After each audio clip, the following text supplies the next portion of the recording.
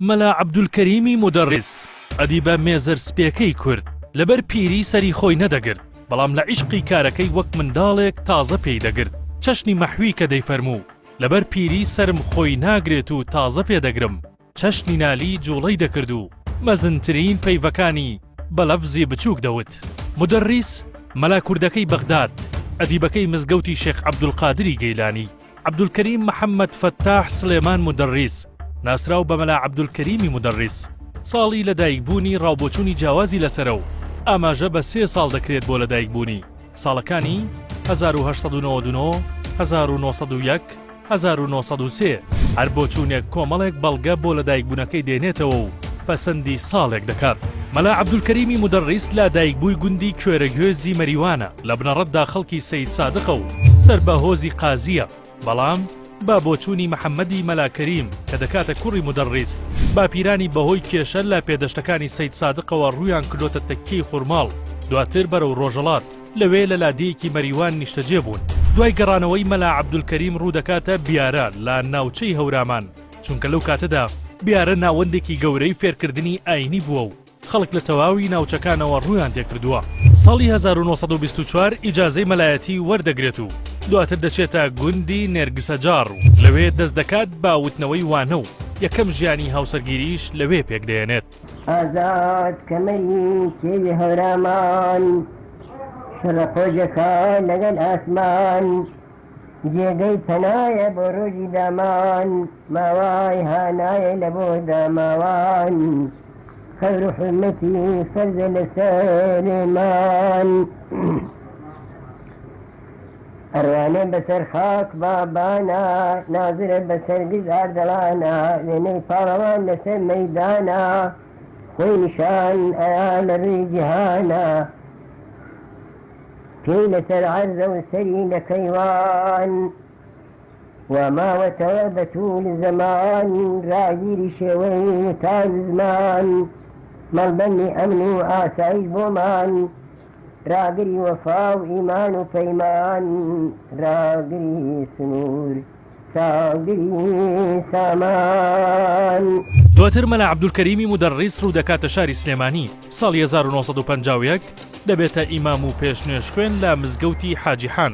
ساڵی 1954 دەچێتە شاری کەرکووک و لە تەکیەی تاڵەبان دەبێتە وتار خوێن، پاشان ڕوو دەکاتە شاری بەغداد. ساڵی 1960 لە مزگەوتی شێخ عەبدولقادری گەیلانی وەک مامۆستا دەست دەکات بە وتنەوەی وانە و دەیان فەقێ لە شوێن و نەتەوەی جیای وەک کورد، تورک، عەرەب هەبووە. دواتر دەبێتە موفتی و پاشان سەرۆکی ڕابیتەی زانایانی ئیسلامی عێراق. پەیوەندی مەلا عەبدولکەریمی مودەڕیس بە سیاسەتەوە. لەگەڵەوەی مەلا عەبدولکەریم پێگەیەکی بەرزی ئاینی هەبووە و دەتوانرا زۆر شت لێەوە ئاراستە بکرێت، بە تایبەت لەسەر وەختێکدا کە بەعسەکان دەسەڵات وەردەگرن و بەردەوام بە دوای کەسایەتی ئاینیەکانەوە بوون بۆی بیانهێنن بۆ ناو بەرنامەکەی خۆیان یانەوە تا فتوایان پێ بدەن لە بەرژەوەندی سیاسەتەکەیان. بۆ مەلای مودەڕیس هەمان سیناریۆدا ڕێژراو، داوای فتوای سیاسی لێکرا بە بەرگی ئاینیەوە، بەڵام مەلا عەبدولکەریم سەرجەمی ئەو فتوایانەی ڕەت کردەوە.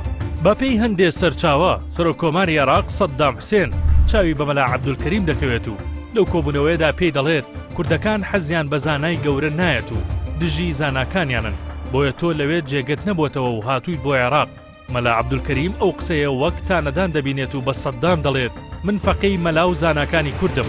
بە بۆچوونی شارەزایان ئەو قسەیە ئاماژەیە بەوەی کە باشترینی زاناکان لە کوردستانن و من لە هەمویان بچووکترم کە لێرەم.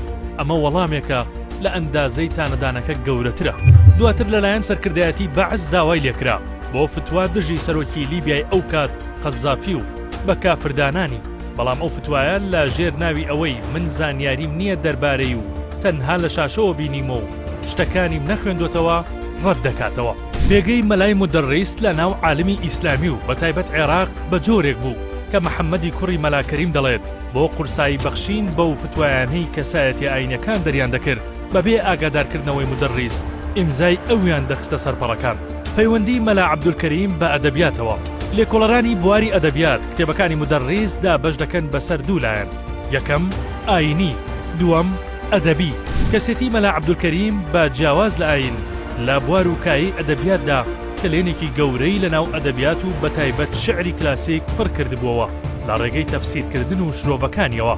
ئەو باگراوەند و پاشخانەی مودەڕیس لە بواری تەسەووف و سۆفیزمدا هەیبوو بۆ کارێک بوو هەر لە سەرەتاوە شوێنپێی هۆنراوەکانی مەولەوی هەڵبگرێت و لەوێەوە ئاراستەی کارکردنی ڕۆ و ئەدەبیات بەرێت بە هاوکاری هەردوو کوڕەکانی مەلا فاتیح و محەممەد کە دواتر خۆشیان دەبن بە ئەستێرەیەکی گەشاوەی ناو دنیای ئەدەبیات و توێژینەوە. ئەمجار سەختەرن زانم جەجاران چڵمە دۆدای چون گەستەی ماران هەروە زۆر مندەن ڕای ئامای نەفەس تای ڕیشەی تاقەت شیەنەم جەدەست بڵێسەی فراق سۆچنان جەستەم ناسۆرن زامان گازی خەم بەستەم. بەشێک لە بەرەمەکانی لە بواری ئەدەبیاتدا شەرح و شیکردنەوەی هەریەک لە دیوانی مەولەوی، دیوانی مەحوی، دیوانی نالی، دیوانی سالم، دیوانی بێسارانی، فەقێ قادری هەمەوەن. لە پاڵ تەفسیرکردن و شرۆڤەکردنی دیوانەکان هەریەک لە فاتیح و محەممەدی کوڕی هاوکاریان کردووە. بەتایبەت لە دیوانی نالیدا فاتیحی کوڕی و لە بابەتەکانی تردا سەرجەم پیاداچوونەوە زمانەوانەکان محەممەدی کوڕی ئەنجامی داون. با بۆچوونی عیزەدین مستەفا ڕەسوڵ خوێندنی مەنتیق، بەلاغا، نەحو، سەرف، فەلسەفە، کەلام لە کۆندا لە ناو حوجرەکاندا یارمەتیدەری باش بووە بۆ کرانەوەی دنیابینی. ئەمە بۆتە هۆکارێک تا مەلا عەبدولکەریم لا لێکدانەوەکانیدا ئەو بەلاغەتەی لە شعردا هەیەی ڕەچاوی بکات و لە تەفسیرکردنیشدا ورد بێت.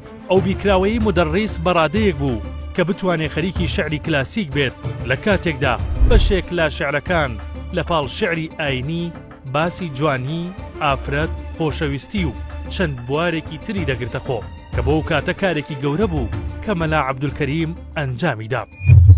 خۆشە و دەمەی کە ڕۆژ و شەو تەوافەکایە ڕەواقی تۆ خۆشە و سەرەی کە کەوتبێ لە کوچە و سوقاقی تۆ بە تیکە تیکە بێ دڵێ کە نەیبێ ئیشتیاقی تۆ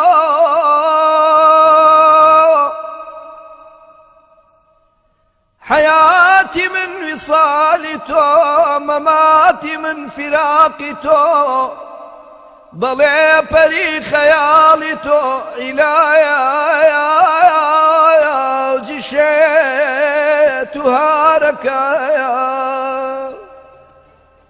مەلا عەبدولکەریم لەلایەن زانایانی ئاینیەوە هەڵبژێردرا بە ئەمینداری باڵای فتوا و توێژینەوە و تەسەووف بەڵام بەهۆی نەخۆشیەوە ڕەتی کردەوە. لە تەمەنی 70 ساڵیدا داوای خانەنشینی دەکات. دواتر لەلایەن نەوەکانی شێخ عەبدولقادری گەیلانی لە ناو مزگەوتەکەدا شوێنێکی بۆ تەرخان دەکەن تا تێیدا بمێنێتەوە و کاروباری ئاینی بەڕێوەبرێت. شەوی 29 ئابی ساڵی 2005 لە شاری بەغداد مەلا عەبدولکەریمی مودەڕیس کۆچی دوایی دەکات و لە ناو مزگەوتی شێخ عەبدولقادری گەیلانی بە خاک دەست پێ درێت. ووصيتان بو كم حتى الإمكان كيف إنساني باش بن والله الرفيق باش بو إنسان وكو مرسل واية وكو باوب واية وكو سرود واية وكو حماية واية وكيف إخرابي بو إنسان وكو زهي مال واية وكو دوفزق واية وكو مكفر واية وكو هرتيش إخرابه واية صاغوا ناسان الجاب كانوا بمشد دليل ديانة صاغوا راس وتاية لقد اتباع الإسلام والسنة تابع ناسان مخالفة وتابع.